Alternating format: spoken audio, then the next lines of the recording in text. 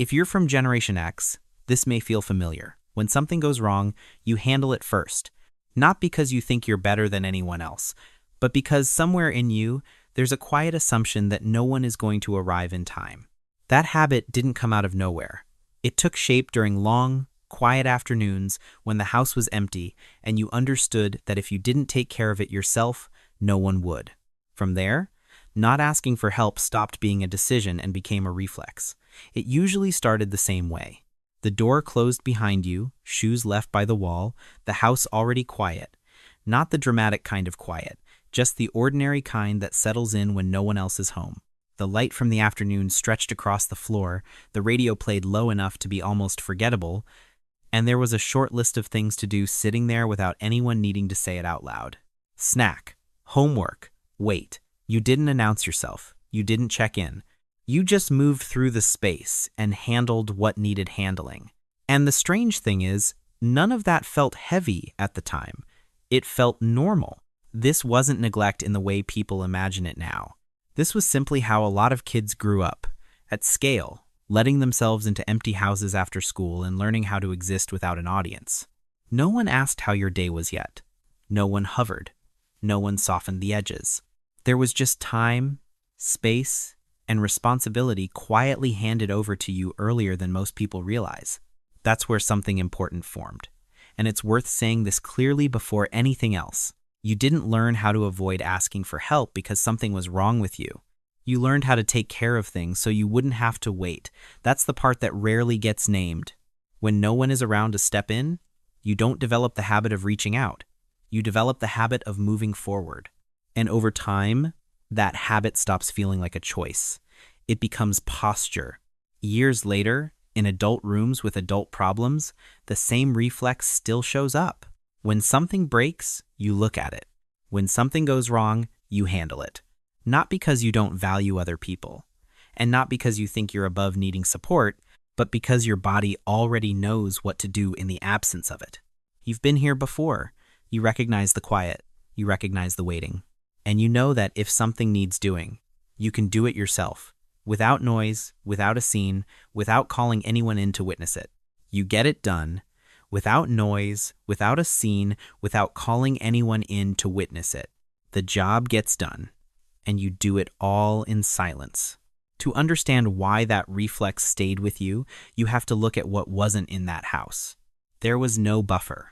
A buffer is anything that stands between an action and its consequence. Someone noticing before something goes wrong. Someone stepping in after it does. Someone else absorbing the impact so it doesn't land fully on you. Many people grew up surrounded by buffers, even back then. A parent who hovered nearby, a grandparent in the next room, an older sibling who caught the mistake before it became a problem, a neighbor who checked in, an adult presence that softened the landing, explained what happened, or quietly fixed it before it turned into your responsibility. The consequence still existed, but it arrived diluted, shared, filtered through someone else first. In that empty house, there was nothing like that. If something happened, it happened straight to you. Action and consequence touched without anything in between. You felt it immediately, in your body, in your attention, in the silence that followed. That's what researchers describe as a high contingency environment, not as a label, but as a condition. When actions and outcomes are directly linked, without buffer time, the nervous system adapts. It learns to scan ahead, to anticipate, to reduce exposure before anything goes wrong. This isn't anxiety, it's calibration. Picture something simple. Your hands are wet at the kitchen sink. You turn, the glass slips, and it hits the floor. The sound is sharp and final. The room goes completely still. No footsteps rush in. No voice says, "Leave it, I'll take care of it." There's no one to stand between you and what just happened. You feel the cold tile under your feet as you stop yourself from moving too fast. You see the fragments spread farther than you expected. You grab paper towels, you sweep carefully, you wipe the floor until there's no trace left. You don't dramatize it, you don't talk about it later. You just deal with it. That moment is small, but it teaches something permanent. In that house, there is no margin for error that belongs to someone else. If you drop the glass, you are the one who cleans it up. If you misjudge a step, you correct it. If you make a mistake, you absorb the cost yourself. Over time, your brain stops waiting for buffers to appear. It learns to predict consequences in real time. It starts thinking a few steps ahead automatically, not because you're afraid, but because this is how stability is maintained when nothing stands between you and the outcome. That's why handling things alone doesn't feel heroic to you. It feels efficient, familiar, safe. The absence of a buffer didn't make you cold. It made you precise. And that quiet precision became a reflex long before it ever became a belief. What started inside that house didn't stay there. The absence of a buffer followed you out into the wider world, where you began to notice the same pattern repeating at scale. Institutions promised stability, then quietly rewrote the rules. Companies spoke the language of loyalty, then handed out layoffs without hesitation. Authority figures projected confidence, then failed publicly, again and again, without anyone truly stepping in to absorb the fallout. Over time, you learned something uncomfortable but precise. Social buffers were just as unreliable as personal ones. No one was really standing between you and the outcome. So you adjusted. You stopped placing your weight on titles, on promises, on structures that claimed they would hold. Instead, you placed it on what you could verify with your own eyes and hands: skill, competence, what someone could actually do when things broke. This wasn't rebellion. It wasn't cynicism. It was calibration. When you've watched the rules change in front of you often enough, you stop investing emotionally in the idea that they'll protect you. Psychologists sometimes describe this posture as defensive pessimism or realism. Expect less, prepare more. Not because you're bitter, but because optimism without structure collapses quickly. Inside that frame, respect shifts away from hierarchy and toward capability. If someone knows what they're doing, you listen. If they don't, the title doesn't matter. That's why you never fully bought into the idea of company loyalty. Not because you lacked commitment, but because you saw what happened to people who trusted institutions more than their own competence. You chose a different anchor. Be useful, be solid, be able to stand when the floor moves. But there's a cost to that position, and it's rarely named. When you become the one who can handle things, you quietly become the one who is expected to. You don't volunteer to be strong. You just don't step away from responsibility when it appears. Over time, that role settles into you. The reliable one, the person who doesn't need help. Not because you don't feel the strain, but because you learned early not to externalize it. This is the fatigue people miss when they look at you from the outside. It isn't loud, it doesn't announce itself, it doesn't demand accommodation, it accumulates, quietly. You stand inside your life the same way you once stood in that house, looking out through the window. The world moves, accelerates, makes noise. You don't hate it, you're just careful about how much of it you let inside. Because visibility still feels like exposure. Being seen still feels like being vulnerable, and you've spent too long standing between chaos and what needs to be done. Strength, in this form, isn't a heroic choice. It isn't a badge. It's a position you hold because no one else is standing there. You're not cold. You're not detached. You're tired in a very specific way. Tired of becoming the buffer for everyone else, simply because you never had one for yourself. There was a time when finding an answer required your body to be present. You walked into a library and felt the temperature change. Wood shelves. Carpet worn thin in quiet paths. You pulled open a card catalog drawer and heard the soft resistance of wood on wood, the dry shuffle of index cards packed too tightly together. Each card was a small promise, typed or handwritten, telling you where something might be, not what it said. You followed the numbers, aisle by aisle, until you found the shelf, then the spine, then the page. Knowledge didn't arrive instantly. It made you wait. And because you waited, it stayed. At home, the same pattern repeated in different forms. A thick Yellow Pages book sat near the phone, its paper thin and rough, smelling faintly of ink and dust.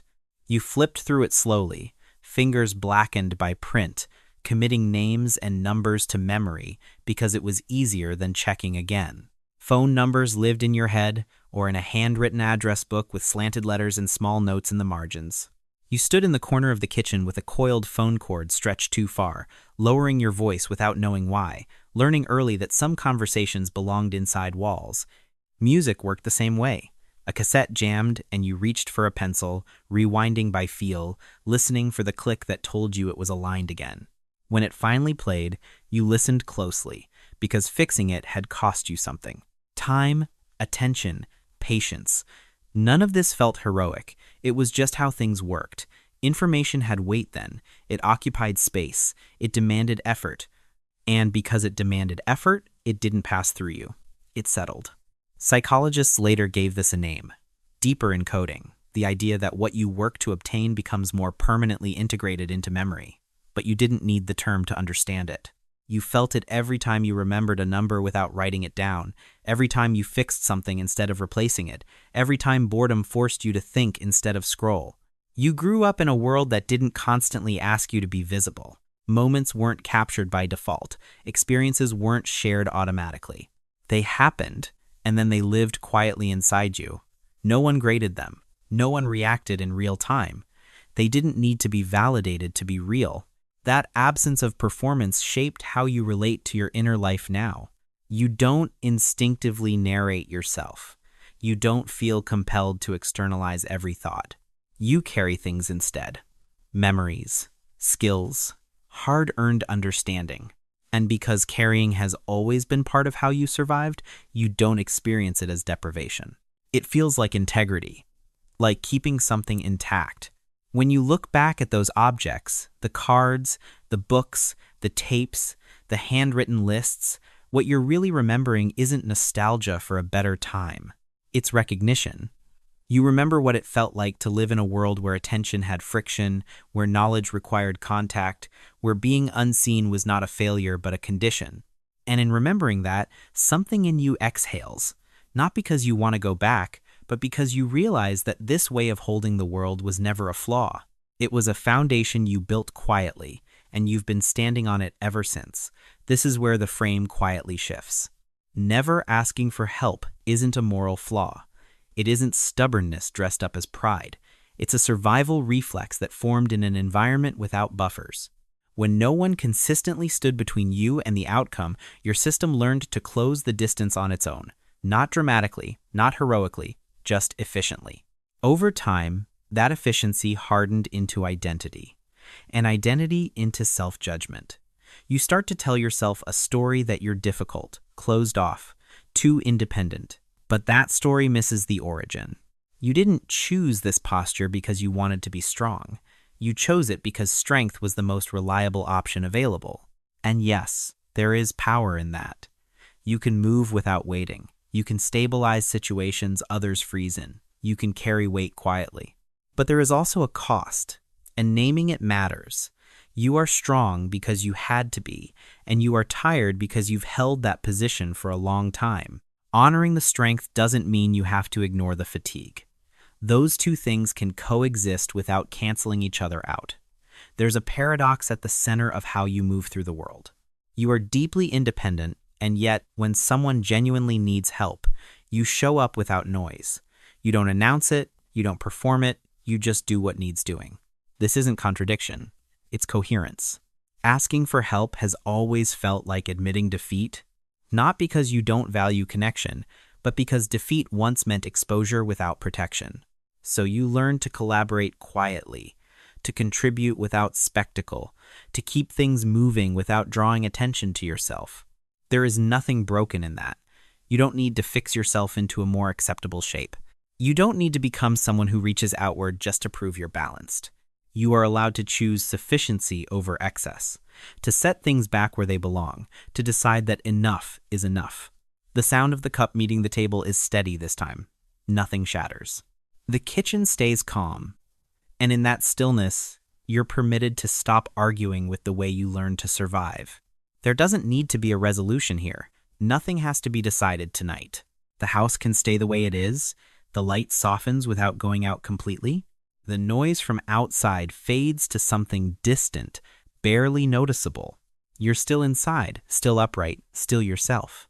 You don't owe anyone a new version of you after understanding this. You don't need to reach out just to prove that you can. You're allowed to keep your distance without turning it into a defense or an apology. What you've carried has weight because it mattered, not because you failed to put it down sooner. And you don't have to put it down all at once. You can simply rest it where it is and sit with the quiet for a moment longer. If something in this felt familiar, not dramatic, not convincing, just accurate, that's intentional. This space exists for people who don't need to be pushed forward or pulled out of themselves. That's why this place is called Psyche Shelter, not as an escape, but as a pause, a room where nothing is demanded and nothing is taken from you. You can stay here for as long as you like, or you can leave when you're ready.